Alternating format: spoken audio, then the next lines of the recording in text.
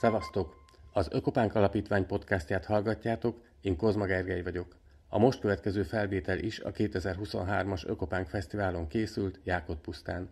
Stumpf bíró Balázs összeomlás kutatóval Rideg Richárd beszélgetett arról, hogy mi az a mély alkalmazkodás, hogy mire számíthatunk mi itt a Kárpát-medencében, és hogy el kell-e mondani őszintén és kendőzetlenül, hogy mekkora a baj. Balázs legfőbb üzenetét itt is szeretném kiemelni, ő azt mondja, ápoljuk az emberi kapcsolatainkat, nagy szükségünk lehet rájuk a jövőben. Jó reggelt! Szevasztok! Stumpf bíró Balázs összeomlás kutató, Cassandra program, Veszprém Pannon Egyetem. Szia! Sziasztok! És Ekopunk Fesztivál. Na, mindenkitől ez a nyitó kérdés. Rendszer szintű változás számodra mit jelent? Kérlek, fejtsd ki, rendszer szintű változás. Alapvetően arról lesz szó, vagy talán van is, hogy a világunk, ahogy működik, meg ahogy ezt eddig megszoktuk, azok a keretrendszerek, amiket nem szeretem ezt a kifejezést, de normálisnak veszünk, azok alapvetően fundamentálisan meg fognak változni. Illetve már a változás folyamatában vannak, csak még nem annyira érzékeljük ezt talán. Picit máshonnan megközelítve, pontosan a rendszer szintű gondolkodás és a rendszer szintű szemlélet az, aminek a hiányát én személy szerint is tapasztalom, meg úgy általában is elmondható, hogy az emberek nem rendelkeznek ezzel. Nem azért, mert mondjuk minősíteném őket, hogy ilyenek vagy olyanok, hanem egyszerűen az egész szisztéma, amiben élünk, és ami idomított minket az elmúlt évtizedekben vagy évszázadokban, az ezt a fajta partikulációt, specifikációt, szakosodást támogatja, hogy arra figyeljünk, ami a mi dolgunk, mert te műsorvezető vagy, akkor vezessél műsort, a műsorvezető iskolába járjál, és ha ott végeztél, akkor még különböző kurzusokon fényesítsd a tudásodat a műsorvezetéssel kapcsolatban, a másikat majd megoldja más. Mindezzel, vagy mindenek tetejében még ott van, hogy egy olyan életet élünk, legalábbis a döntő többségünk, és akkor maradjunk abban, hogy itt a fejlett világban, meg ugye esetleg, ha valakinek nem tűnt volna föl, akkor mi a világnak azon a részén élünk, ahol nagyon jó élni. Rengeteg energiát elvisz a hanggal együtt. A létfenntartás, a mindennapi működésünk, az, hogy képesek legyünk előállítani azt az energiát, teljesen mindegy, minek hívjuk, élelmiszernek, vagy pénznek, vagy akárminek, vagy fűtésnek, képesek legyünk előállítani azokat a körülményeket magunknak, amiket elvárunk. Hát ezt mindenki ismeri már, ezt a jó reg receptet, hogy tulajdonképpen azért gürizzünk, hogy aztán legyen hova hazamenni, hogy majd aztán megint elmehetünk dolgozni. Alapvetően, akkor még egyszer summázva és rövidre fogva, itt nem bizonyos dolgokkal kapcsolatban van probléma. A kommunikáció, ami irányunkba hat, az arról szól, hogy valamit belenyomjanak az arcunkba, mert azon lehet rugózni, az feladatot ad, azzal kapcsolatban elszégyelheted magadat. Például az éghajlatváltozás, vagy mivel itt van a WWF, akár az ökológiai összeomlás, majd talán szóba kerülnek a tudatosulás lépcsőfokai, ezek a pontok ennek a folyamatnak a különböző szintjei. De az emberekkel egyrészt nem akarják, mert nem cél, másrészt meg nehéz is átláttatni, hogy ez úgy szar, ahogy van.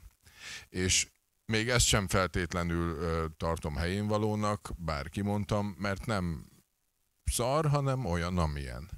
Hát egyszerűen így raktuk össze, mert emberek vagyunk, nem akartunk semmi mást, mint bármelyik egyéb faj, optimalizálni a működésünket és kihozni belőle a maximumot. Hát bizonyos szempontból elmondhatjuk, hogy ez sikerült. Azt mondtad, hogy a bolygó azon részén élünk, ahol nagyon jó élni. Ezzel mindenki egyetért, aki itt van a hallgatóságban? Hogy a bolygó azon részén élünk, ahol nagyon jó élni? Csak hogy van ebben kérdés? Vagy ez mindenkinek evidencia? Egyetértek. De egyébként frankó? Jó. Tudománykommunikációra menjünk rá, mert lehet úgy kommunikálni, ahogy te most kommunikálsz, hogy értem minden egyes szavadat, és ez olyan ritka, és mindeközben meg van olyan kommunikáció, amikor az elefántcsontorony legtetejéből a doktorurak úgy beszélnek hozzám, mint hogyha egyébként egy másodrendű faj lennék, vagy valami egészen más.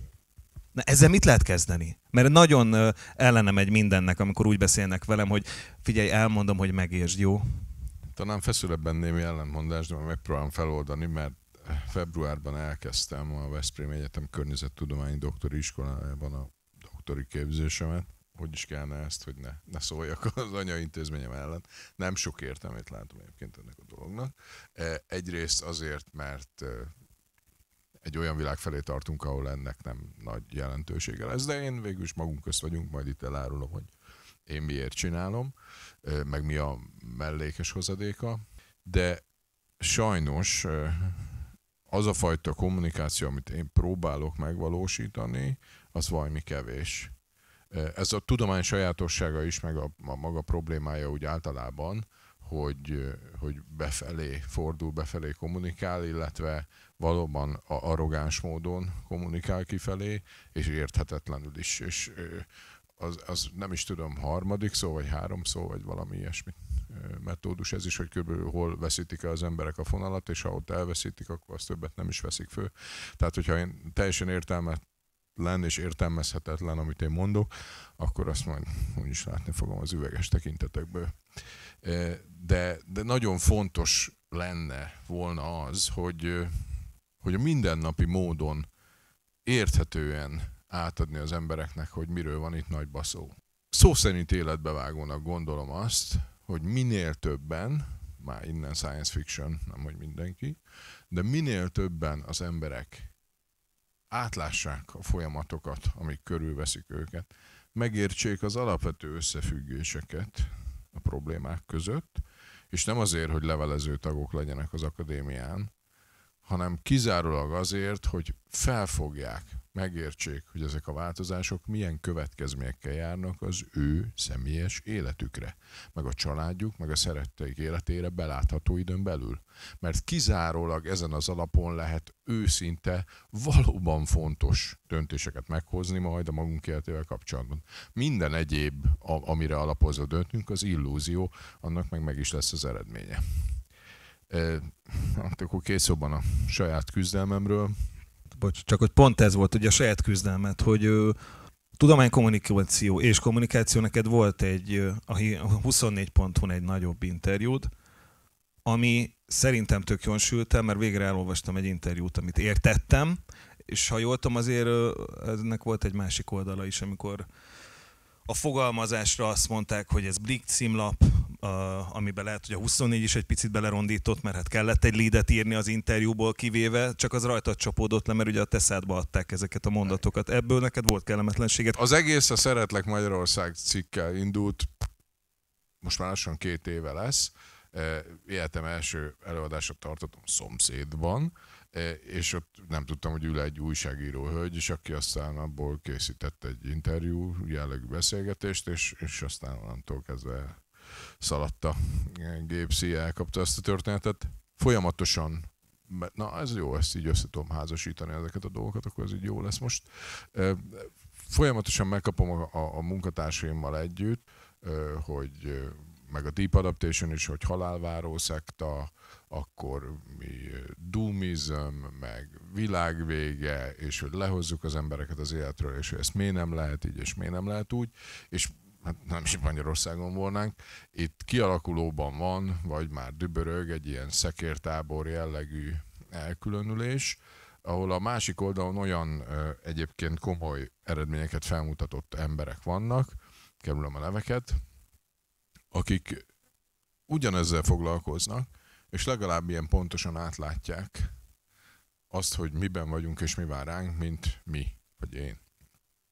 Az egyetlen különbség köztünk, és volt is egy ilyen beszélgetésünk, a szintén 3 nevű úrral, ahol egyszerűen megmondták, hogy ezt nem szabad így.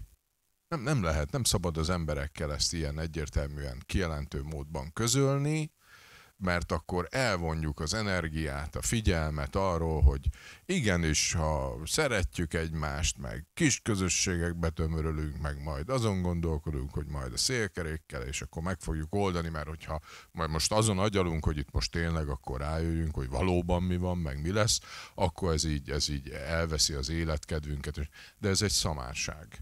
És sajnos vannak bőven ebben a társulatban személyeskedésig menő viták, tehát megkapom, meg megkapja a kollégám is, hát én meg pláne, mert ugye én egészségügyből jöttem, mi a francot akarok én ezzel a témával, és ez az egyik oka egyébként, hogy próbálom elviselni a doktori iskola küzdelmes nyűgeit, mert amikor azt mondják, hogy fogorvos, sose voltam, akkor mondhatom azt, hogy de hát most egyébként ezzel foglalkozom, a doktori tanulmányomban kutatom, mert hát ez egy ilyen világ, ugye itt ragasztok magamra, és akkor már az vagyok, tehát ez számít. A másik ok egyébként az ennél sokkal gyakorlatiasabb, azt gondolom én személy szerint, hogy lesznek olyan idők, amikor sokkal nehezebb lesz ennél az élet, mint most, és akkor, ha azzal a pár emberrel, aki fontos nekem, próbálok eljutni B-be, és ott majd szigorú honvédek állják el az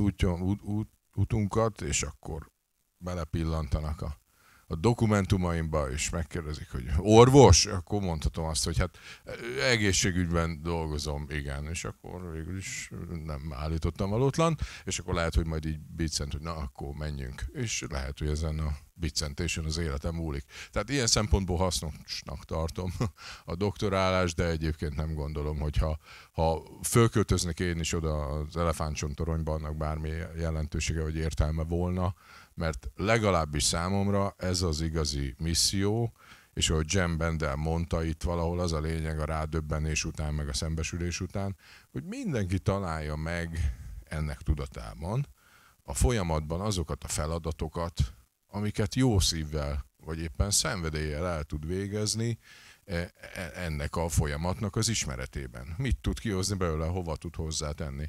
És én azt találtam meg a magam számára, hogy próbáljam szintetizálni az információt, és magyar nyelven érthető módon kiköpni és nyomni az embereknek azért, hogy átlássák. Mert a szembesítés az az egyik legfontosabb dolog, mert a Cassandra programnak is az első pillére maga a szemléletformálás. Itt kezdődik minden. Akkor arra szeretnélek megkérni, hogy valamelyest röviden, amennyire lehetséges, mondd el nekünk itt most mindenkinek, hogy itt a Kárpát-medencében közép, rövid, hosszú távon mire számíthatunk? Mi fog történni? Mi lesz, mikor lesz, hol lesz, hogy lesz, pontosan adjam le a menetrendet. Kedves, jó, ilyen órapontossággal elég egyébként. Esetleg személy szerint, hogy kire mi vár, hogy hát ez minimum elvárás. Igen, hát ezzel mindenhol szembesülök. Ilyenkor takarózom Niels Bohrral, mert nagyon szeretem ezt a mondását, hogy hát a jóslás az egy nehéz dolog, különösen ha a jövőre vonatkozik. Ezzel én sem vagyok másképp, nem tudom azt mondani, hogy ez lesz vagy az lesz, mert az egy hiteltelen dolog lenne. Trendek vannak, valószínűségek vannak, emberek vannak, a maguk hát nagyon is kiszámítható viselkedésével, és ebből azért lehet következtetni, hogy milyen eséllyel mi várható itt meg ott. Mielőtt bármi sületlenséget mondok, maradjunk abban, hogy az utóbbi hónapokban tartok ott magamban, hogy a változások, a rendszer szintű változások, azok sokkal-sokkal gyorsabbak, mint én azt gondoltam volna az elmúlt évek során. Néhány évvel azelőtt még azt gondoltam, hogy ezt a 20-as éveket azért még fél lábon, de kihúzzuk majd úgy, meg, hogy még az orcánk is fényes legyen. De hát kezdődött ugye egy világméretű járvánnyal, folytatódott az egész világot érintő, legalábbis hatásaiban érintő háborúval. Én úgy gondolom, hogy ez csak az első felvonás.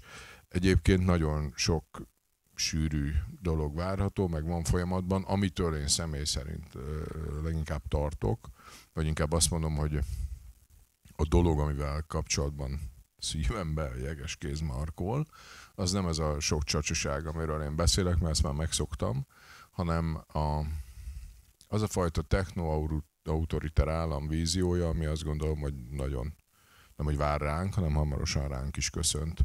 Nem Magyarországon, hanem általában mindenhol, nyilván más ütemezésben, ahol majd benéznek mindenféle nyílásunkba, természetesen saját érdekünkben, hiszen itt olyan hatalmas problémákat kell orvosolni, amit máshogy nem lehet, és ez a technológia és adott esetben a mesterséges intelligencia is elképesztő jó segítséget nyújt. Hát ez már most látható, hogy milyen szépen zajlik Kínában.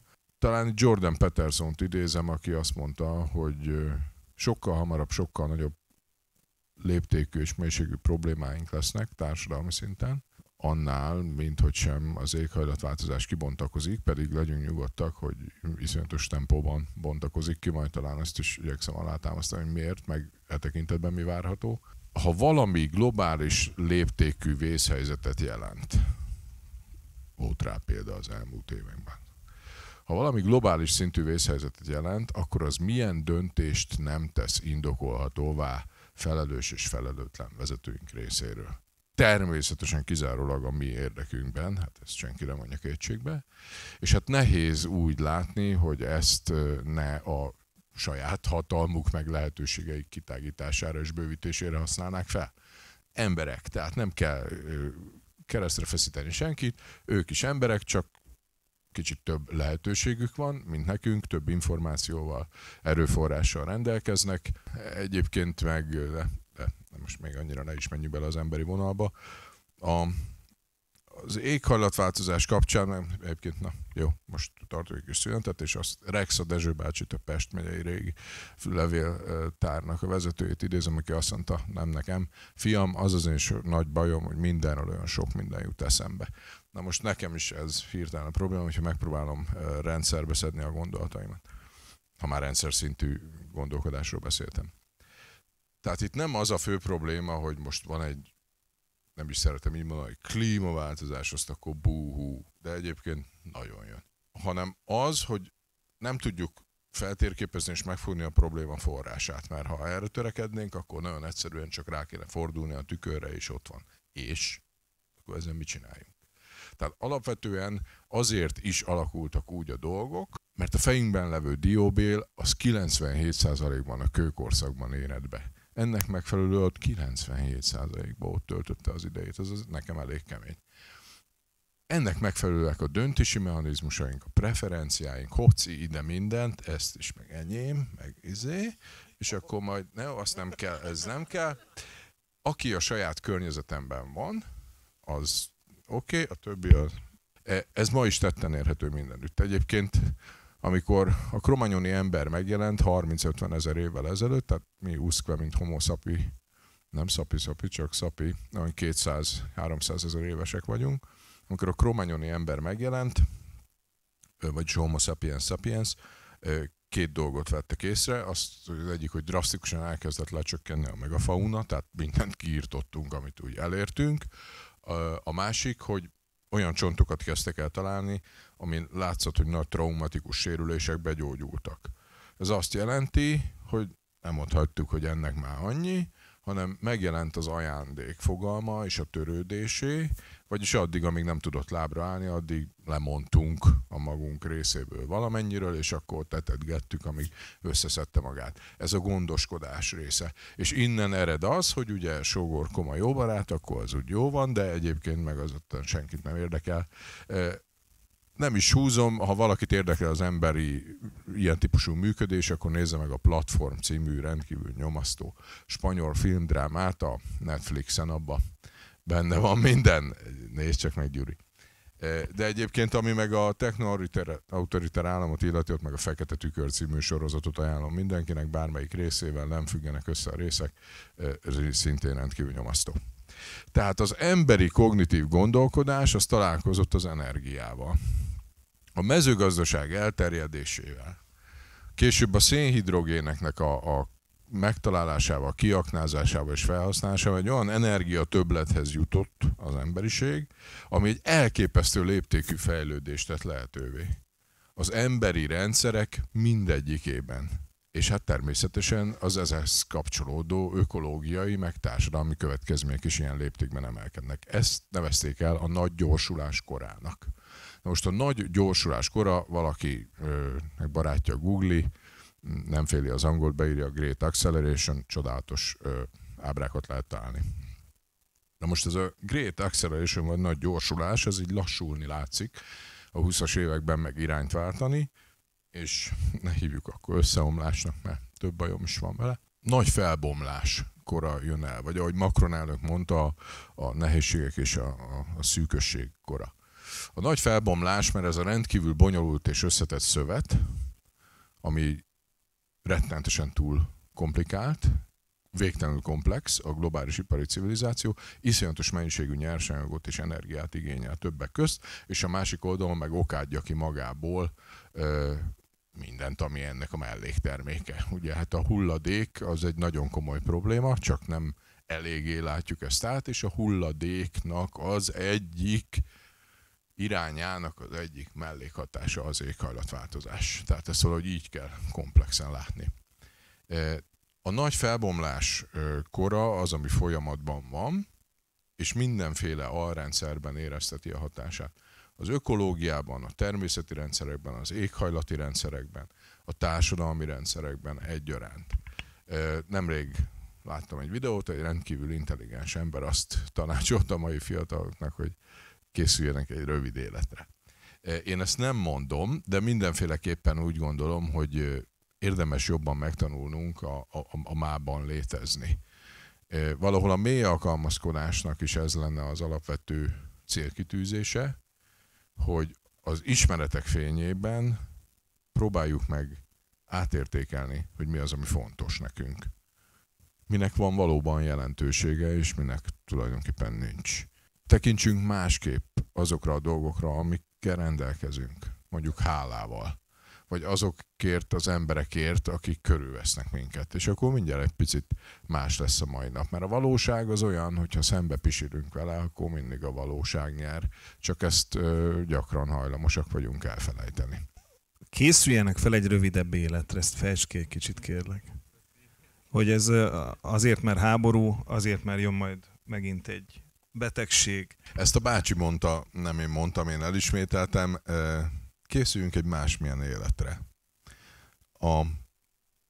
Valószínűleg, hogy az embereknek a legnehezebb dolog ebben az egészben, és erre ez az, amire ráérzett a mély alkalmazkodás, hogy persze hülyeség bármiről beszélni, szép lélekkel, hogyha konkrétan nem lesz mit inni, vagy enni. Tehát ezek rendkívül fontos dolgok, alapvető dolgok, tehát a biológiai élet alapjait képezik. De ez a problémahalmaz, ami előttünk áll, ez alapvetően mentális probléma lesz. Az emberek döntő többsége nem fogja tudni venni ezt az ugrást. Hogy nemrég egy csodálatos ábrán láttam, ugye hát majd talán szóba került a Seneca görbe, ugye hogy halad fölfele a rendszer, majd amikor eléri növekedésének határait, akkor viszonylag gyorsan alábukik, hanyatlik és összeomlik. Na most a felívelő periódus bármelyik pontján születni és meghalni, hát ezek voltuk eddig mi, meg az őseink, hát az, fiam, nekünk még, de neked már milyen jó lesz. Na most a majdan valamikor a lefele menő részen születni és kicsekkolni, az hát ugyanígy lesz, csak fordítva, teljesen bevett dolgok. Hát nekünk még, neked már. A legnehezebb az, ami vélhetőleg a mi generációnkra, meg az előttünk álló, vagy az utánunk következő generációkra vár, az, hogy a felívelő periódusban születni, és a végén letenni a kalapot, illetve a alá hanyatló periódusban kiszállni a buliból. Ez nagyon nehéz lesz, és az emberek döntő többsége ezt nem fogja tudni megugrani, mert egyszerűen fizikailag sem vagyunk erre felkészülve. Hát ez a bioöko-meditációs vitál, én értem, de most úgy őszintén, melyikünk él olyan életet, hogy nem függ a rendszertől? Van itt valaki, aki nem fizet adót? Vagy már?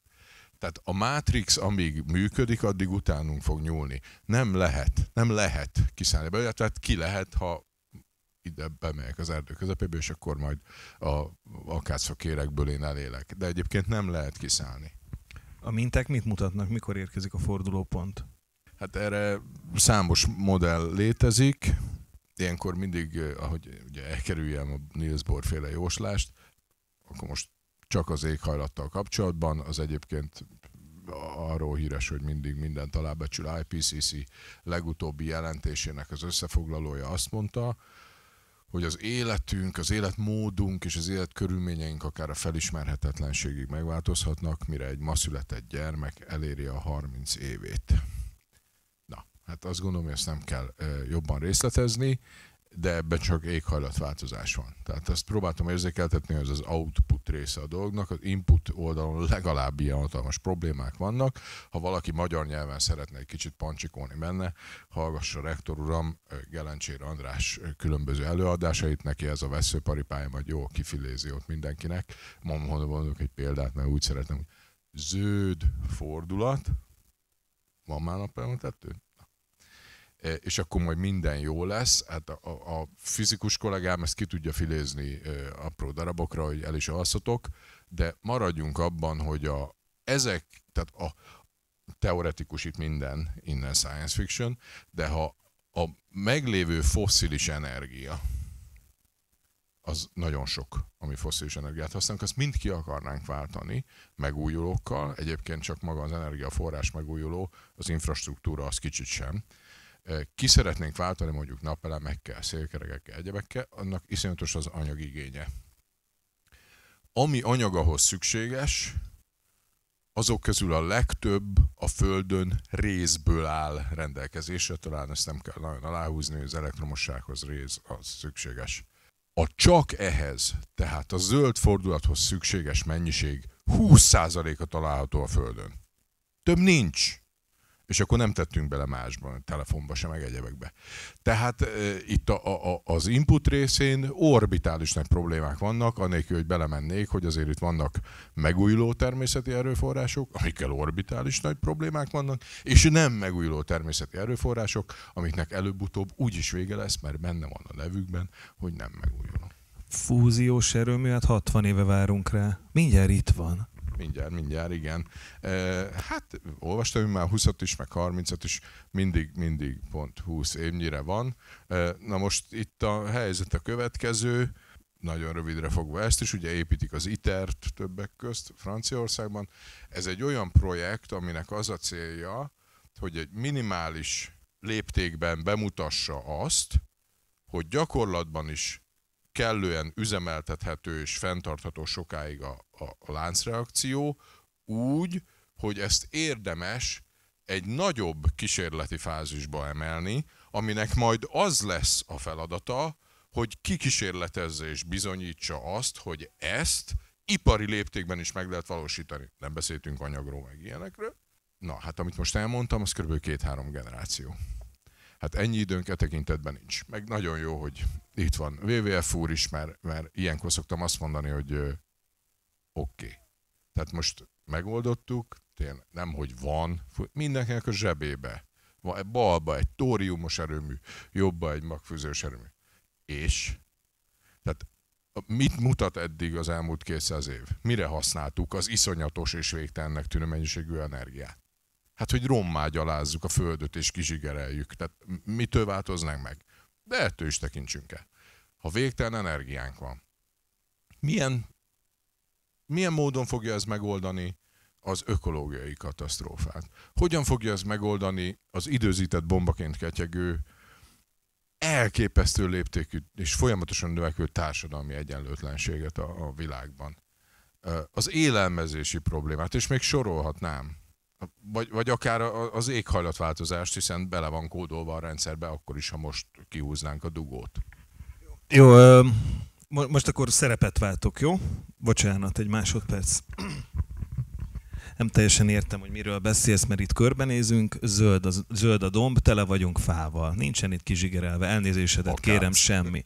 Oké, hogyha elmegyek az Aldiba vagy bárhova, mindent le tudok venni a boltról, nincsen semmiféle élelmiszerválság, mert mindenhez hozzájutok, ha akarok, télen eszek dinnyét. Elnézést, de nem teljesen értem. Az összeomlása az a helyzet, hogy egyrészt már folyamatban van, másrészt, akkor itt nagyon jó, visszatérünk az eredeti koncepcióhoz, hogy mi a Földnek nem azon a részén élünk, ahol ezt már meg lehet tapasztalni. Az összeomlás folyamata az emberek bőrén ül nagyon sok helyen a világban. Tehát ugye van ez a pezsgős pohár, amit Pogács Zoli mindig mutogat, hogy vannak az eloszlások. Hát a világ, nem szeretem ezt a kifejezést, a Föld népességének a 10%-a birtokolja a vagyon 85, a fogyasztás 85%-át, a fogyasztás 60%-áért és a kibocsátás 50%-áért felelős. Na, most mielőtt itten szilikonvölgyi mogulokat látunk magunk előtt, ebben a 10%-ban mi lényegében mind benne vagyunk. Mi vagyunk ezért a felelősek. Tehát az, hogy még ide nem ért el ez a folyamat, és nagyon szép az erdő, meg az Aldiba is van minden, az nem azt jelenti, hogy holnap után nem következhet be. Csak ezzel az emberek nem foglalkoznak, mert az a dolguk, ugye, nem mintha másra maradna idejük, vagy kedvük, vagy ha igen, akkor elmennek labdázni a strandra, hogy tekerjék a mókuskereket. De ha az ember egyszer belepillant Pandora szelencéjébe, és úgy az összképet próbálja meg látni, akkor látszik, hogy milyen irányba mennek a folyamatok. És persze az akácfa nagyon vidám, de én azzal viccel szoktam szórakoztatni magamat, hogy hát Magyarországról amúgy meg semmi keresni valója itt, nem hogy a fenyő fog eltűnni éveken belül, hanem a bükk. És akkor hogy fogjuk hívni a bükkhegységet? De az akácméz a szungarikum, nem? Hát az akác már kevésbé. Hát akkor most meg itt meghetnénk a beporzók válságára. Rovar holokauszt van a világban. Iszonyatos léptékű. A repülőrovarok, beporzó rovarok Európában, meg Észak-Amerika egyes részein 80%-ban kipusztultak az elmúlt 30 évben. Egyébként ez 1970, a csodálatos dátum, akkor született a nővérem, de 1900, itt van, WWF, én még ezt mondtam évekig, hogy 60%, na most már van új jelentésük, Rexha Dezső bácsi. Tehát kezdjük ott, hogy a civilizáció hajnala óta a növényfajok 50, az állatfajok 80%-át sikerrel radíroztuk le a bolygóról. Nem kis misszió volt ez. Na, ebből a 80-ból 70%-ot az elmúlt 50 évben sikerült. De ez a 60, ez átlagban értendő, tehát vannak, akik kevésbé szerencsések voltak, például az édesvízi fajok, nekik több mint 83%-uk tűnt el. És akkor még nem is beszéltünk a repülőrovarokról, vagy a beporzók válságáról. Na, most nemrég olvastam valamelyik nap egy cikket, hogy az Európai Unió majd fog ezzel foglalkozni, majd mikor nem lehet, tehát nem porozzák be a beporzók érdemben a beporozni valót. Na hát akkor nagyon érdekes lesz, persze mindenki látta már Kínában, hogy a 100 000 kis ember porozza a fákat, meg majd drónok fognak porozni, meg fantasztikus dolgok lesznek itt. Csak alapvetően, ha mondjuk a talajt nézzük, van egy csodálatos X-szárnyú ábrám, ami azt mutatja, hogy persze business as usual nagyon fontos, de ha minden így megy tovább, akkor az évszázad közepére 10 milliárdan leszünk nagyságrendileg. Ahhoz, hogy ezeket az embereket megetessük, ahhoz 70%-kal több kalóriára lesz szükségünk, mint amennyit most előállítunk. Az X-szárnyú ábra másik vonala, ami pont ellentétesen megy lefelé, az a megművelhető, vagyis életteli termőföldek arányát mutatja, hogy folyamatosan pusztul. Ez attól függ, hogy milyen kontinens nézünk, de a termőföldek 30-60%-a közepesen vagy súlyosan degradálódott. Ez azt jelenti, hogy nincs abban már semmi, csak por.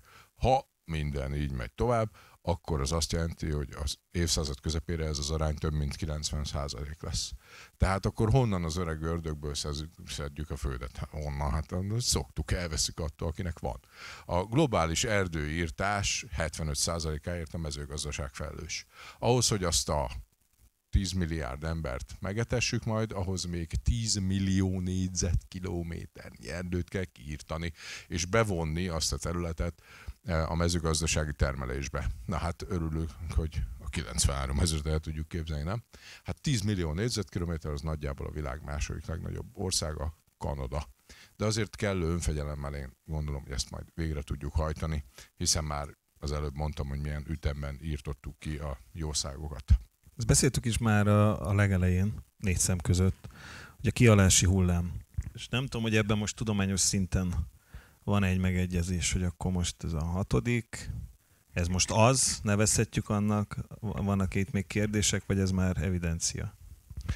A fajok kihalási üteme még mindig nem szeretem, a normálishoz, vagy az átlagoshoz képest a 100 kötőjel 1000-szeres jelenleg, úgyhogy van benne konszenzus, hogy igen, amennyi kihalást, nagy kihalást ismerünk eddig a földtörténetben, számszerűleg a 6., ami folyamatban van.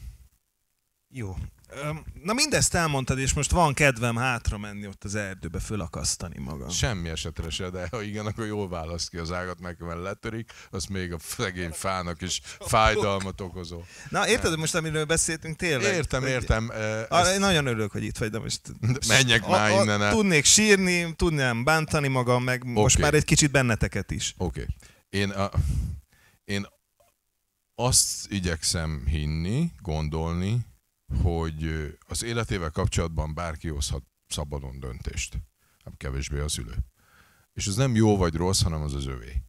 De hitelesen csak akkor dönthet, ha tényleg szembenézett ezekkel a dolgokkal, a valósággal, és az alapján dönt így vagy úgy. Akkor, tehát a szarok bele szól a zene, az is egy valid döntés. Én úgy gondolom, hogyha az ember az alapján hozta meg, hogy oké, megértettem, jó van, hát akkor én ezt így csinálom tovább, majd ameddig csinálom.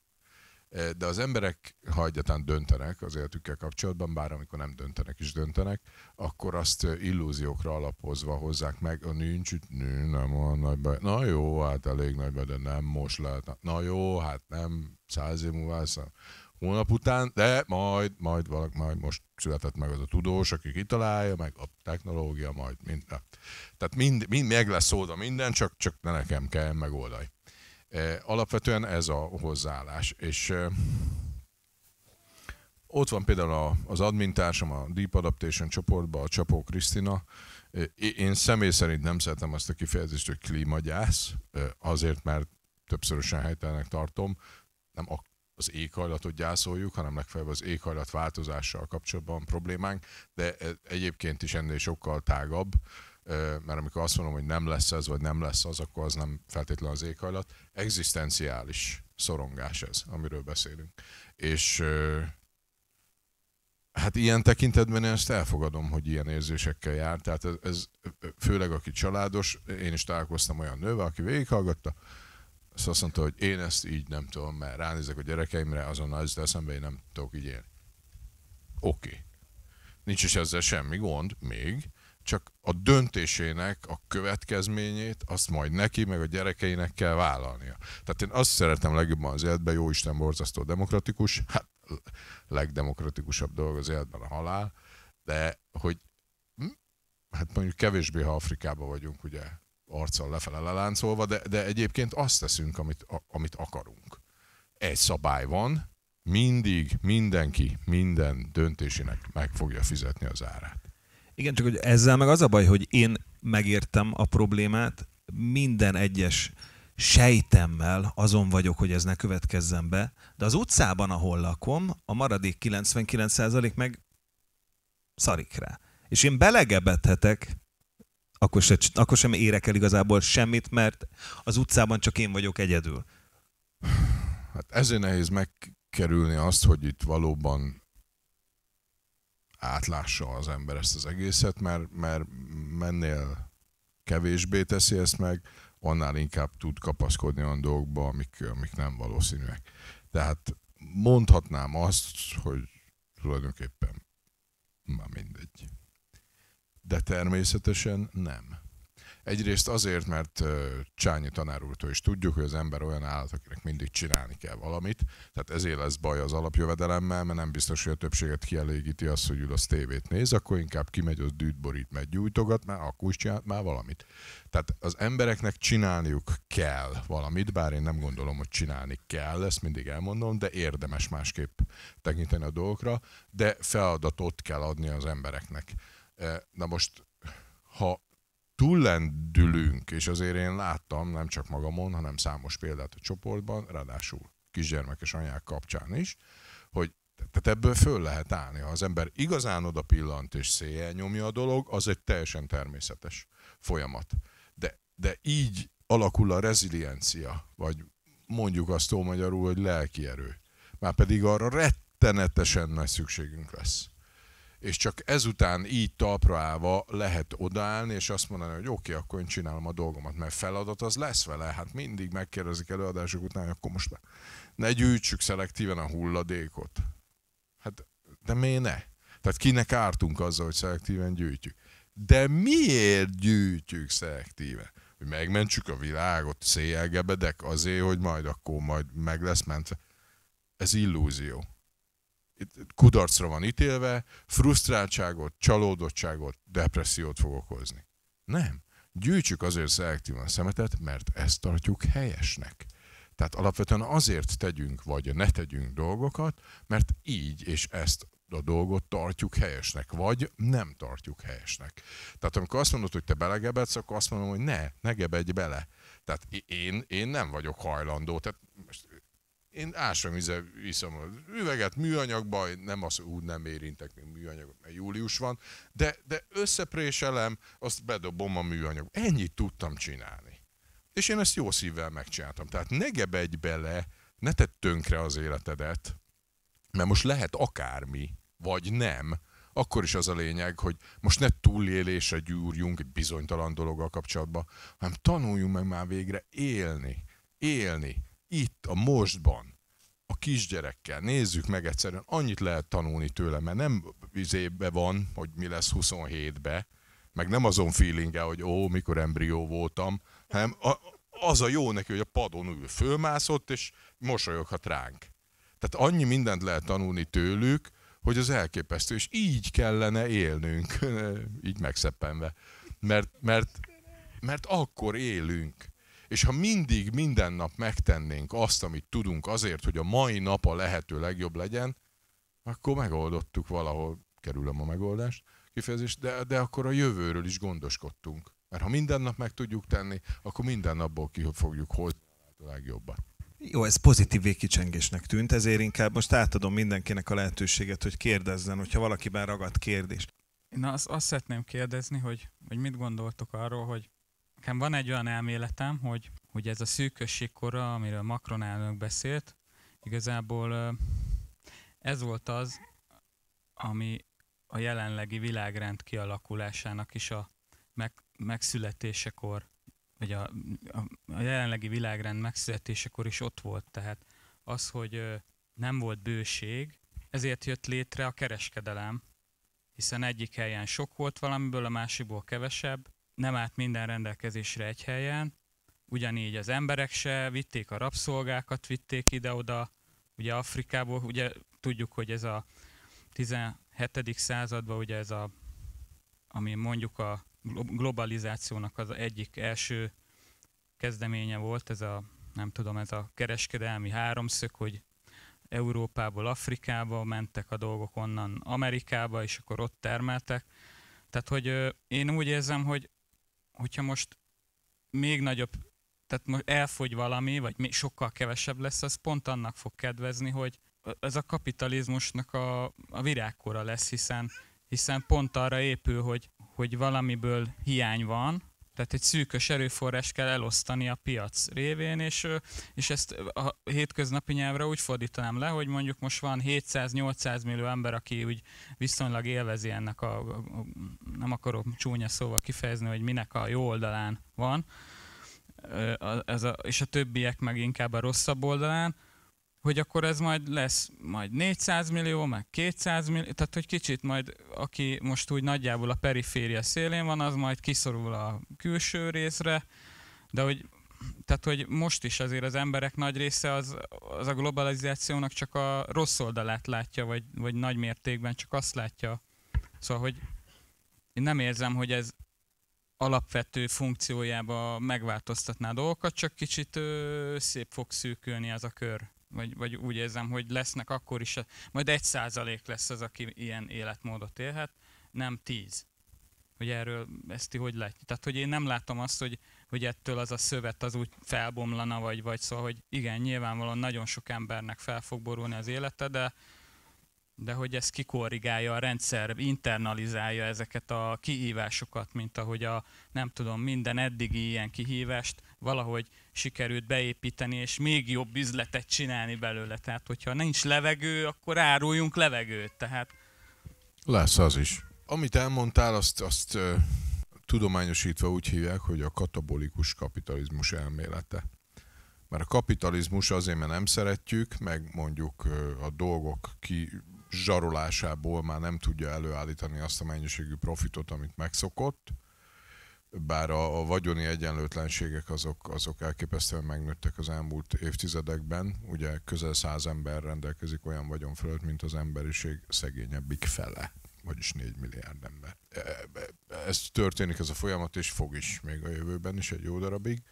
A katabolikus kapitalizmus azt jelenti, hogy a kapitalizmus, ha nem tudja külső erőforrásokból megszerezni a profitot, akkor az általa létrehozott javak lebontásából nyeri azt, vagyis a mi sanyargatásunkból. És igen, én is ezt tartom valószínűnek, hogy amit te mondtál, hogy az a 10% az majd lemegy 1%-ra, csak amikor arról beszélünk, hogy de hát akkor valószínűleg csak ez lesz, vagy valószínűleg csak az lesz. Tehát itt emberek 10 és 100 millióinak az életéről beszélünk. És annyira elképesztően komplex és törékeny az a rendszer, amit létrehoztunk, a globális ipari civilizáció, hogy nem lehet csak úgy belenyúlni, hogy az ne okozzon egy ilyen lavinaszerű következményáradatot. Hát milyen rosszul voltunk már 2020-ban, meg 2021-ben, hogy már vége van, már most már mi lesz itt, meg 7%-kal csökkent a kibocsátás is, meg a gazdaság. Hát itt minimum 50%-kal kellene csökkenteni ahhoz, hogy érdemben tudjuk lassítani.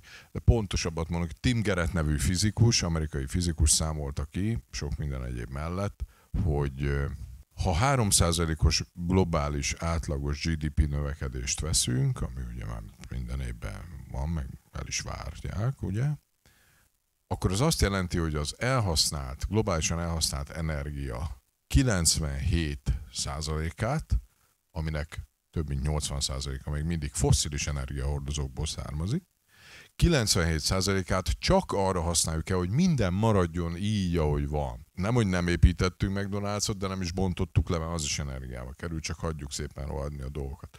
Tehát ezért nem megoldás az úgynevezett degrowth, vagyis nem növekedés, mert a rendszer nem úgy van kitálva, hogy na, akkor most már elég volt, mindenkinek elég volt, akkor. Tehát maga a fenntartása is iszonyatos energiát igényel.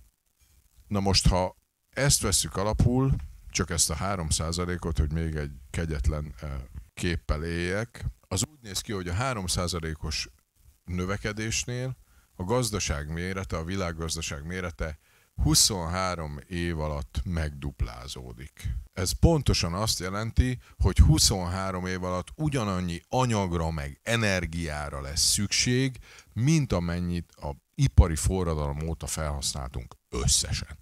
Hát honnan az öreg ördögből fogjuk ezt venni egy olyan bolygón, ahol mindenből egyre kevesebb van, és egyre rosszabb minőségű.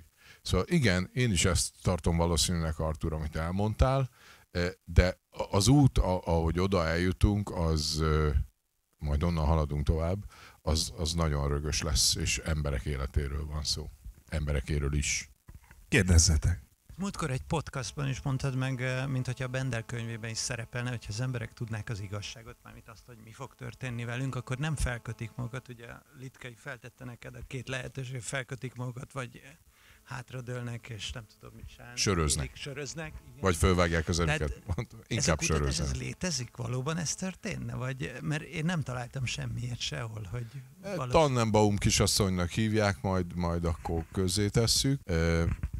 Valóban ezt ott is elmondtam, hogy nagyon kevés ilyen jellegű tanulmány van, de ami van, az mind azt mutatja, hogy éppen ellenkezőleg van. Tehát amit ugye mondtam az elején, hogy megkapunk, hogy bú. Én nem azt mondom, hogy ilyen nincsen, mert valószínűleg lesznek olyan emberek, akik hátradőlnek, azt mondják, már is mindegy. Amúgy nekem semmi bajom a hedonizmussal, de valószínűleg vannak, akik így gondolják. De a vizsgálatok azt mutatják, hogy mennél valószerűbb képpel szembesülnek az emberek, és ez nem csak azt jelenti, hogy itt van hanem megérti. Tehát a tudatosulás lépcsőfokai, legalábbis az én értelmezésemben, ezt saját magam gyártottam le, az a megismerés, megértés, és az ebből fakadó megbékélés. Mert ez utóbbira alapozva lehet aztán a többi R-t, ugye ezek angolul R betűvel kezdődő szavak, ez a mély alkalmazkodás alapelvei, megbékélés, elengedés, megtartás és visszahozás. Tehát csak ezzel indulhat a dolog. És a vizsgálatok azt mutatják, hogy ha az emberek tényleg őszintén szembesülnek ezzel a dologgal, és meg is értik, felfogják, és értelmileg és érzelmileg is magukévá teszik ezt a dolgot, nagyon fontos, az utóbbi borzasztó nehéz, akkor sokkal inkább nem kétségbe esnek, hanem elkezdenek nagyon komolyan gondolkodni azon, hogy oké, akkor ez mit jelent. És olyan döntéseket hoznak meg az életükkel kapcsolatban, ami nagyon fontos, és aminek van jelentősége. Tehát ezzel én nem értek egyet, amikor ránk sütik azt, hogy ezzel csak pánikot keltünk. Mert úgy is elő lehet ezt adni, de nem úgy kell előadni.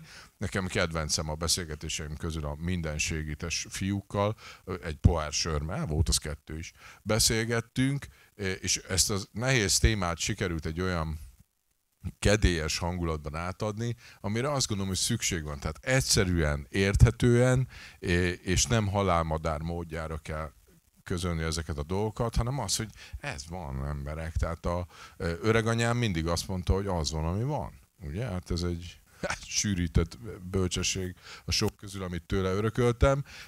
Na már most ebből következik, hogy pont úgy lesz, ahogy lesz.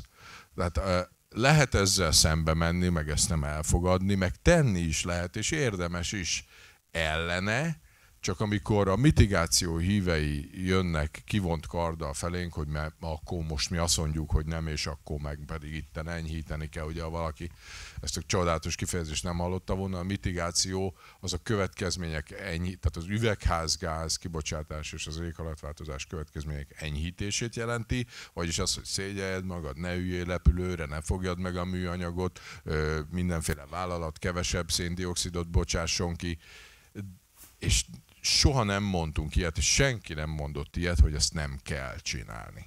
Érdemes csinálni, sőt szükséges, hát mindent el kell követni. De ne tévesszük szem elől, hogy az az idő, energia, anyag, amit ebbe teszünk bele, az valahol majd a jövőben máshonnan hiányozhat. És valószínűleg hiányozni is fog. Tehát amikor az ENSZ főtitkára azt mondja, hogy azoknak az erőforrásoknak, amiket az éghajlatváltozás elleni küzdelemre fordítunk, azoknak már legalább 50%-át az adaptációra, az alkalmazkodásra kellene fordítani, és persze egyáltalán nem így van, akkor ezen érdemes elgondolkodni. Mert nem akkor lenne érdemes a dolgokkal foglalkoznunk, amikor már nem, hogy ég a ház, hanem már hull alá az összes parázsló gerenda, azt mondja, jaj, most itt mi történik? Tehát a kollégám szokta mondani, nagyon egyetértek vele, hogy amikor eljön a változás pillanata, és ez nyilván nem pillanat lesz, hanem pillanatok sora, akkor a megváltozott helyzetben mindenki azzal fog ott állni, ami akkor éppen van. És most nem csak arra gondolok, hogy hány hektár földje van, hanem azzal, hogy mi van a fejében, meg mi van a szívében. Vagy adott esetben mi van a kapcsolataival. Mert az rém fontos.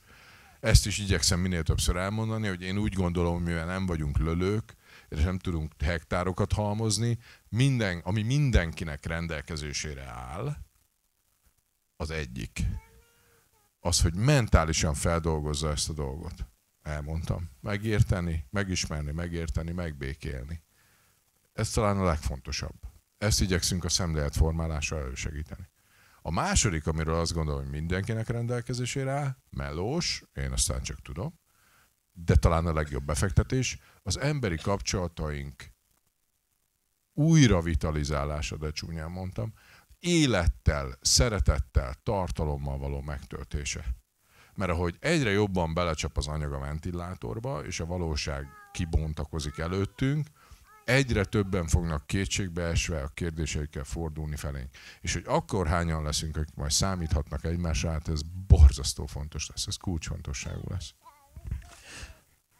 De csomóan azt gondolják, hogy majd lehet, hogy már megszületett, de lehet, hogy holnap fog megszületni az, aki majd mérnök, tudós, akármi, rájön arra, ami egyébként megold mindent, amivel most szemben állunk.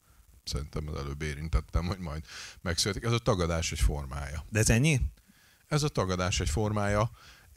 Én nem de ebben hinni, hogy valaki, hogy tényleg ilyen hinni a tudományban, a technikában is, majd nem sokára valami megszületik, amikor majd a vízből kiveszi az oxigént. Így, hát szegény halak.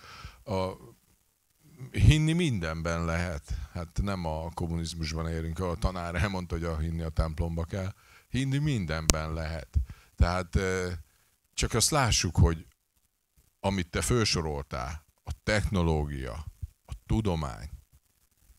Ez a probléma oka. Tehát ezek a folyamatok okozták a problémát, illetve ezeknek a folyamatoknak a segítségével és képességeivel okoztuk ezt a helyzetet, ami előállt. Tehát a probléma forrásából nem lehet a problémát megoldani.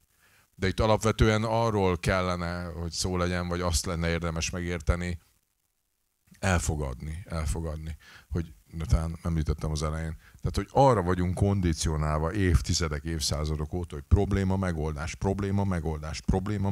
Mi az, hogy nincs meg? Akkor keresd jobban.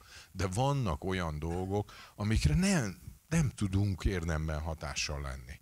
Mert egyszerűen már jóval nagyobbak, mint mi, vagy olyan szinten kellene lerákcsálnunk az összes ujjunkat, hogy azt meg nem fogjuk megtenni.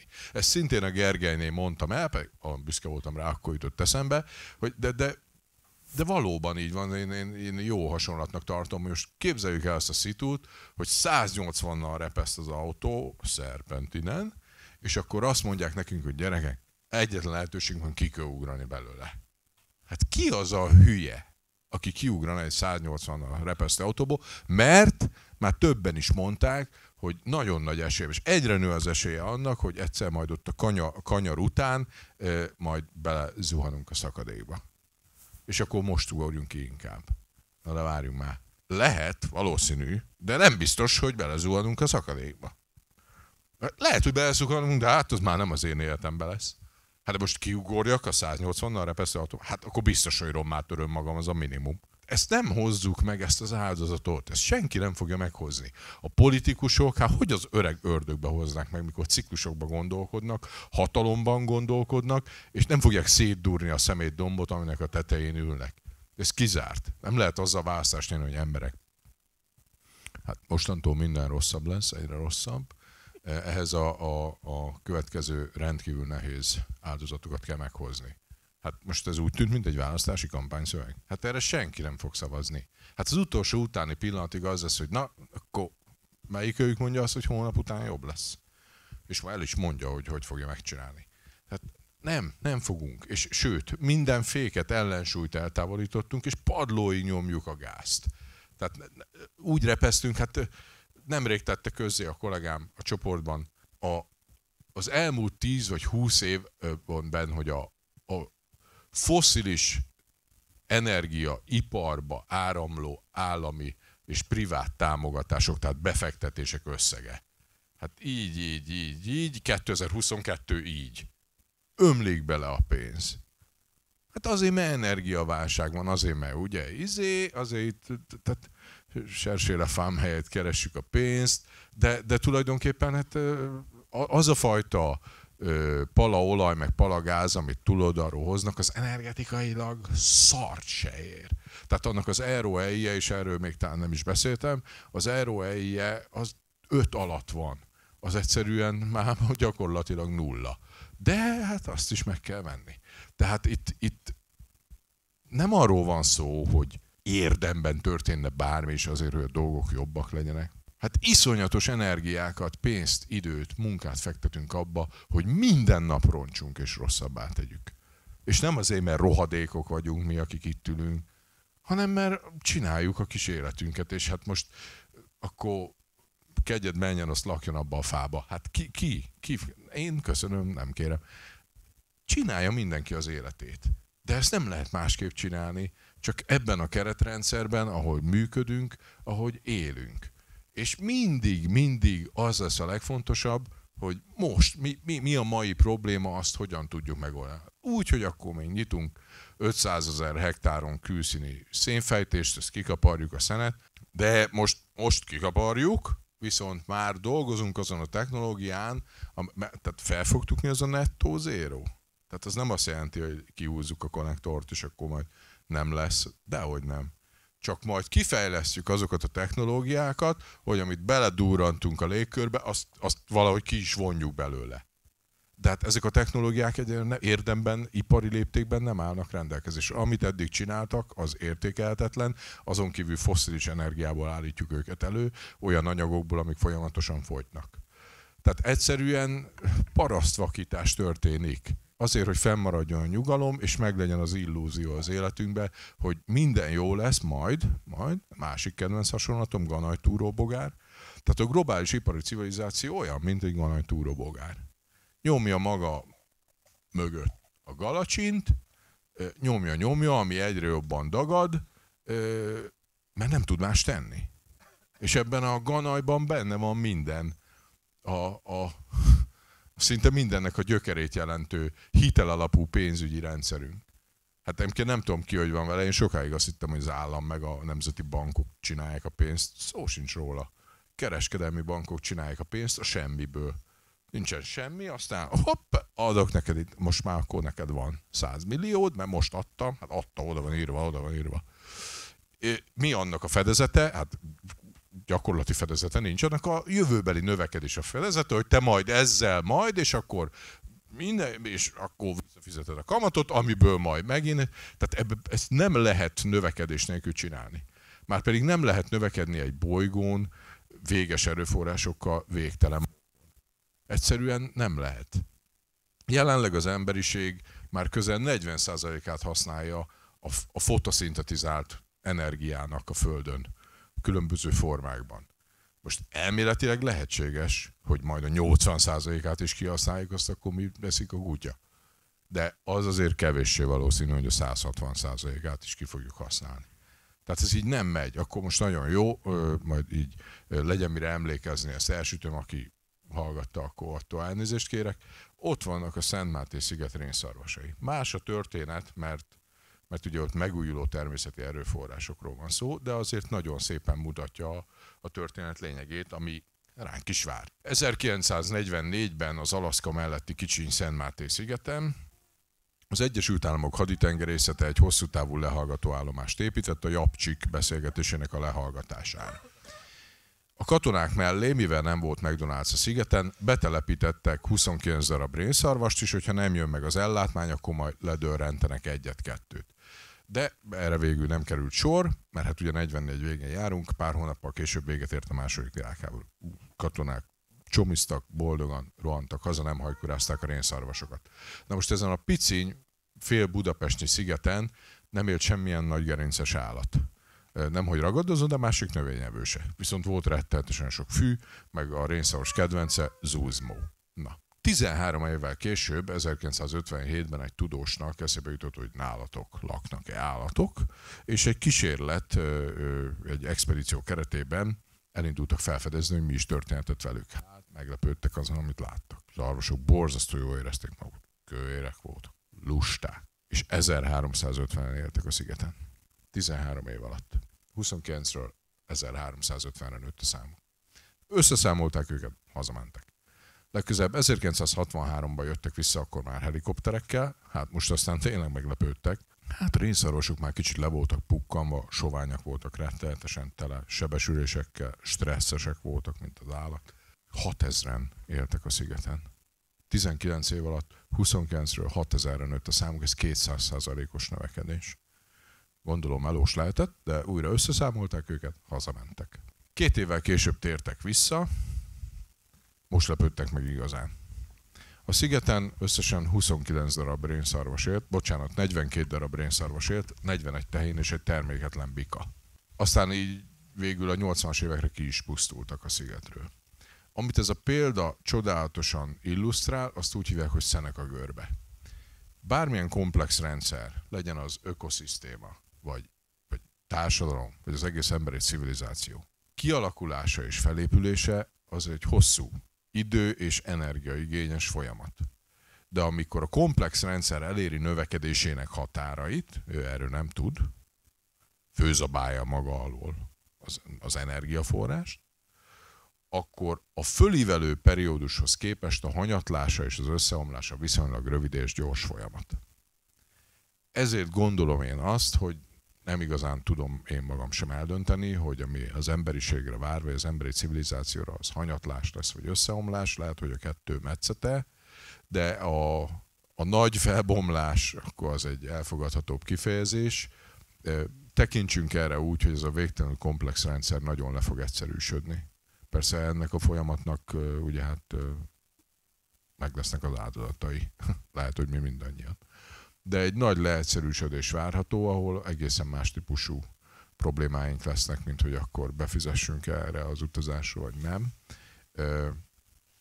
És ha úgy tekintünk rá, és meg tudjuk ezt élni, akkor adott esetben, meg aki majd eljut oda, akkor bizonyos szempontból lehet boldogabb is, ez az egyszerűbb élet, de az oda vezető út az viszont nem lesz egyszerű. 40 van. Ugye beszéltük az időkorlátokat, szóval még egy-két kérdés belefér. Hogyha jól értelek, ugye elkerülhetetlen az, hogy hanyatlás legyen, vagy katasztrófa, mindegy, hogy ez nem kiszámítható, és nem látszik olyan stratégia, ami ezt visszakanyarintaná, és te egyéni hozzáállásról beszéltél, nem intézményekről, nem államokról, nem ez a téma most, és bár beszéltél arról, hogy a kapcsolatok, meg a közösségépítés az egy pozitív lehetőség, hogy milyen akciót alkalmazunk. Mégis úgy tűnik, hogy itt alapvetően erőforrás hiányról lesz szó, és a mai jelenlegi világnak a reflexei alapján ez egy egyre kiéléződő versenyről fog szólni, egyre durvább eszközökkel, tehát számomra az jött át, hogyha egy stratégiával akarok hazamenni, akkor hát célszerű pszichopatává válni és versenyezni, és nem szeretném, hogyha ez az értés maradna a fejemben, ez nekem nem tetszik, de van-e más válasz? Hát választás én úgy érzem, hogy mindig van, mert amíg legalább 2 út van, addig biztos van választás. Nem gondolom, hogy pszichopatává kell válni. A legfontosabbnak újra mégiscsak az emberi kapcsolatainkat tartom. Tehát nem tudom, családos ember, vagy ez itt a saját készítésű? Ja nem, jó, mindegy.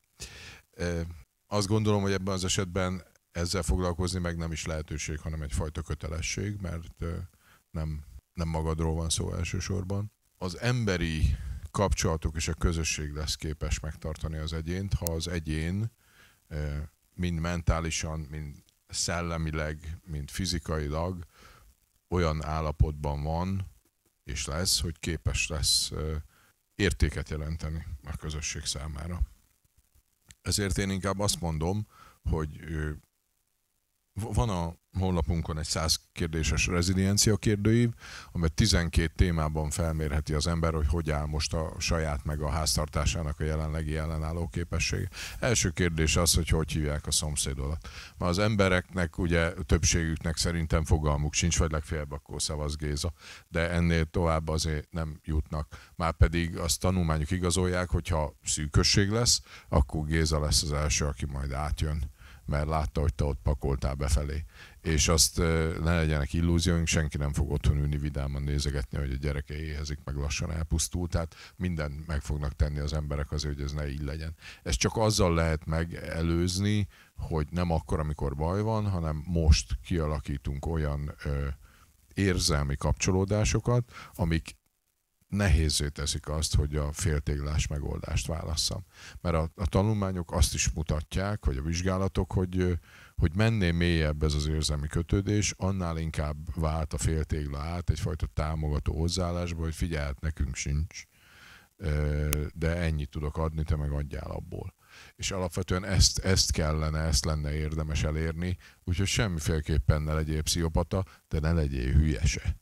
Tehát mivel családos ember vagy, különösen tudom hangsúlyozni, hogy gondold végig, ugye most lesz délután egy előadásom Jászkara Jenőn, ott majd vetitek is, nagyon szeretem a Maslowi piramist, azt mindenki nézegesse nagy érdeklődéssel, mert lássuk magunkat, ahogy így folyamatosan csúszunk lefelé az alja felé, ahol az alapvető szükségletek vannak. És ezeket gondolja mindenki végig, miután végtelenül természetes neki, hogy ugye kinyitja a csapot, jön a víz, a hűtő mindig tele van, nincs, akkor meg a boltba. Mi van, ha ez nincs? És most nem kell feltétlenül Mad Max-re gondolni, akár csak egy pandémia jellegű helyzetre, ahol ósani csata, kirabolták az emberek a boltokat, és nem lehet elmenni otthonról. Tehát alapvető hosszan eltartató élelmiszerkészletek, nem baj, ha vannak otthon több hónapra. Valami hasonló a helyzet a vízzel is. És ezt nem ilyen prepper szemlélettel mondom, hogy akkor pockoljon be mindenki, de alapvetően lássuk azt, hogy milyen mélységig függünk a rendszerektől, és készüljünk fel egy picit elsősorban mentálisan és fizikailag is, és ezzel tevékenykedni meg fog nyugtatni mindenkit, hogy na most akkor csinálom, hogy hogyan tudunk nehezebb időszakokat kibekkelni. Mert lehet, hogy ez nem örök idejű megoldás, hogy van 3 havi élelmiszerkészleted, de én mindig azt gondolom, hogy megváltozott helyzethez alkalmazkodni azt fog tudni, aki akkor még él. Tehát ez egy nagyon fontos pont, és alapvetően emellett meg az emberi kapcsolatokat ápolni. Mindenek felett az emberi kapcsolatokat ápolni, hogy amikor baj van, akkor is, tehát olyan színvonalú legyen az a kapcsolat, hogy tudj odafordulni, és segítsétek egymást. Ennél jobb javaslatom nincsen. Neked személy szerint van-e olyan társadalmi modell, közösségi példa, közigazgatási rendszer a világból vagy Magyarországból, ami tetszik ebben a helyzetben, egy iránymutató, reziliens társadalmi modell, olyan nemzetállam, ami már úgy jól gondolkodik, vagy egy kis közösség bárhol a világban? Köszönöm a kérdést. Nincs. Ez igaz, hogy nevessünk együtt, de egyébként ez nem nevetek. Ez elhangzott a Gergelye, és meg próbálta föltenni ezt a kérdést. Nincs, én nem látok. Tegnap a Gyűjtmenten voltam, ott azért voltam ott, mert az elmúlt 1 évben részt vettem egy ilyen közösségi facilitátorképzésen, és akik egyébként csinálták, ők Magyarországon legalábbis elméleti szinten, de gyakorlatban is a közösségszervezésben nagyon benne vannak, és rajtuk keresztül eljutottam jó néhány helyre, mindig ilyen szempontból példaként a Krisnavölgyet istenítem, mondván, hogy az egyetlen olyan példa Magyarországon az én tapasztalatom szerint, ami ilyen hosszú távon fent tudta tartani önmagát, azért, mert alapértékrendszer van. Tehát te ezt most itt így gondolod, elfogadod itt vagy, ha nem, akkor szevasz. Míg mi már 2-szer leveleztünk, meg akkor vegyünk már egy tanyát, az gyerünk le, adjusztáljuk a jószágot. Na, ebből szinte mindig az van, hogy akkor szerintem így kéne, szerinted meg úgy, akkor szerintem az én anyukámat, szerintem meg a tiédet, azt akkor megy mindenki, ahonnan jött. Ez számtalanszor beigazolódott, ráadásul a közösség alapító az ugye sokszor erős személyiség, és majd akkor én mondom, hogy kellene, nem is marad meg szinte senki mellette. Most júliusban voltam Máriahalmon, elképesztő, hogy mi van ott minden szempontból, mert egy óriási potenciál málik rohadt szét. Azért, mert aki a közösséget vagy a lehetőséget elindította, olyan személyiség, hogy akkor majd megmondja, hogy te mély vagy hülye. Na hát ezt így kevesen tűrik viszonylag hosszú távon. Nem látok, és állam szintjén meg pláne nem látok, pedig tudnék mit tanácsolni bármelyik államnak, hogy akkor hogy kellene, vagy nem, hogy lenne érdemes, de az már ott indul, hogy az el kellene engedni ezt a iszonyatos növekedésorientált mániát, és ezt nem fogják. Az amerikai Notre Dame Egyetemnek van egy ilyen halállistája, amiben az országokat értékelték különböző szempontok alapján, hogy melyik milyen lassan vagy gyorsan esik majd szét. Hát nem meglepő, hogy azok, amik kidolgozott jó infrastruktúrával, pénzügyi rendszerrel, politikai, társadalmi kultúrával rendelkeznek, azok tovább fogják bírni. Hát egyszerűen azért, mert ha egy államnak nagyobb tartaléka van, akkor tovább tudja fizetni mondjuk bármilyen körülmények között a rendőrét, a tűzoltóját, az orvosát, hogy zavarja a zsiványt, meg oltsa a tetődet, meg gyógyítson a kórházba, mert higgyük el, hogy eljöhet az a pont mindenkinél, hogy azt akármennyire lelkiismeretes, hogy akkor én most inkább hazamegyek a családomhoz. És egy olyan államnál, ahol ez nem működik, vagy nem képes fenntartani ott, ez hamarabb fog eljönni. Egyébként meg a választóvonal, az igazi különbség, az én meggyőződésem szerint ott lesz, hogy mikor szűnik meg egy adott területen, részben vagy egészben az állam erőszak monopóliuma. Mert ez tartja fent a rendet. Ezért van az, hogy mondjuk, ha lányom lenne meg feleségem, akkor tudnék aludni otthon azért, mert elmentek A-ból B-be. De ha ez nincs, akkor két dolog, tehát ez az egyik dolog, ami visszatarthatja az embereket, mert vagy az evilági következmények, vagy a túlvilágiak, de ha valakinél egyik sem áll fönt, a Rover című filmet nagyon beteg, mindenkinek ajánlom figyelmébe, egy ausztrál film, közeljövőben játszódik Ausztráliában, ott aztán meg főleg lesznek problémák. Az állam erőszakmonopóliuma csak a városokra terjed ki. A végtelen nagy területet képtelenek ellenőrizni. Nem is mondom el az egészet, az a lényeg, hogy egy pali ott végig üldöz bűnözőket, mindenki lelő mindenkit a francba, és akkor az utolsó pillanatban ott elmeséli valakinek, egy állatorvosnőnek, aki éppen összeférceli, hogy melózott, hazament, és akkor azt látta, hogy éppen az asszonyt resszeli a szomszéd, és akkor elege lett az egészből, ezt mindkettőt jó kilukasztotta, ásott egy nagy gödröt, beletette őket, főgyújtotta, utána eltemette, és nem ez viselte meg, hanem az, hogy nem történt semmi. Nem lett következménye. Semmi jelentősége nem volt. Tehát az én kedvesem, de jó, hogy nincs itt, büntetőbíró. Sokat beszélgetünk erről, tudja jól, mert elmondtam neki, hogy ennek az egésznek, amit csinálsz, addig lesz jelentősége, amíg a jog kikényszeríthető. Mert egyébként hát gyárthatja ő a papírokat. Hát ha nem lesz rendőr, aki eljön, az betegyen a kaptárba, azt akkor mi van? Tehát alapvetően ez lesz egy nagyon fontos választóvonal, és higgyük el, hogy amikor az emberek éhesek lesznek, akkor egészen másképpen fognak viselkedni, mint ahogy most. És megint mondom, oda nézek, hogy nem tudok jobbat mondani, mint hogy a magunk szempontjából mindenkiben legyen egy kis egészséges önzőség. Mert fontos. Mert aki magát nem menti meg, az másokon se fog tudni segíteni. Tehát figyeljünk oda magunkra. Figyeljünk oda az egészségünkre. Figyeljünk oda arra, hogy mit teszünk, mit csinálunk. Ne halogassuk a dolgokat. Ha az állapotunkról van szó, orvosi beavatkozásról, csináltassuk meg. Ha még ezt a tetőt, meg a falat meg kéne, de majd nem, most csináltassuk meg. Mindent, amíg lehet, amíg van rá idő, ember, anyag, energia, pénz. Az lesz, de semmit nem fog érni. Csináltassuk meg. És az emberi kapcsolatainkat mindenek felett. Tehát én azért szeretnék ismerkedni, mindent most tök jó lesz, mert egy ilyen tanyabuliba megyünk, ilyen tanyásokkal ismerkedni. Hány ilyen ember van, fogalmam sincs, de szeretném felmérni, ilyen kis párocskák, és akkor számítógépes minden, kimentek vidékre, tanyát csináltak, és akkor most emedek csinálják a legjobb sajtot, azok meg a legjobb kolbászt. Tehát szeretném megismerni ezeket az embereket, hogy amikor nekem nem lesz kolbászom, de szomorú lesz az, akkor tudjak oda menni és azt mondani nekik, hogy és akkor, jó, akkor kapsz egy szál kolbászt. Mert valószínűleg másnak nem fog adni, akit nem ismer. De van egy ilyen elméletem, de itt befejezem, a stratégiai kapcsolatoknak a hálója. Tehát ez még inkább melós, még én sem jutottam el ide, de nem tudjuk azt, hogy mit tudunk. Meg nem tudjuk azt, hogy kit ismerünk. De ha valakinek nincs jobb dolga, és elkezdi felrajzolni ilyen térképszerűen, hogy kit ismer, meg ki kicsoda, és az kinek az ismerőse, döbbenetes érzések lesznek. Az tényleg. És valahogy így kell látnunk ezt az egészet, és tudnunk kell, hogy hol lakik, tudnunk kell, hogy mi neki a postacíme.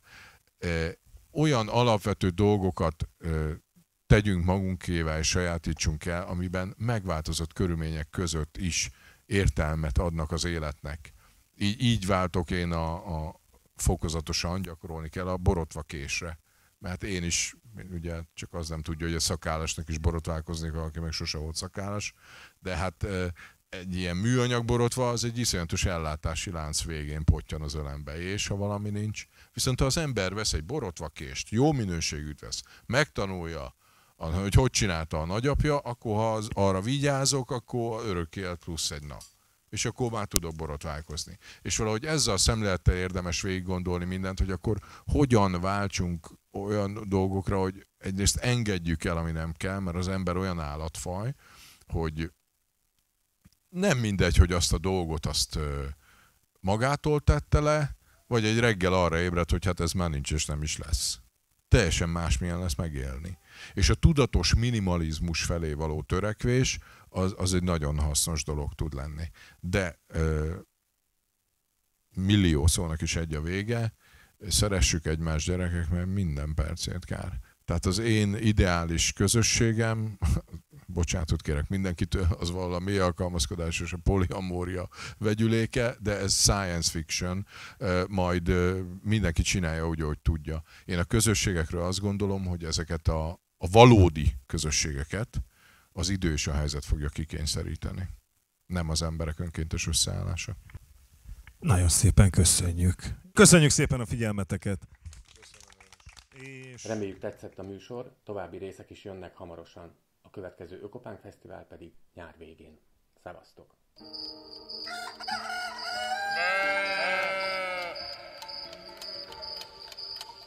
Bye.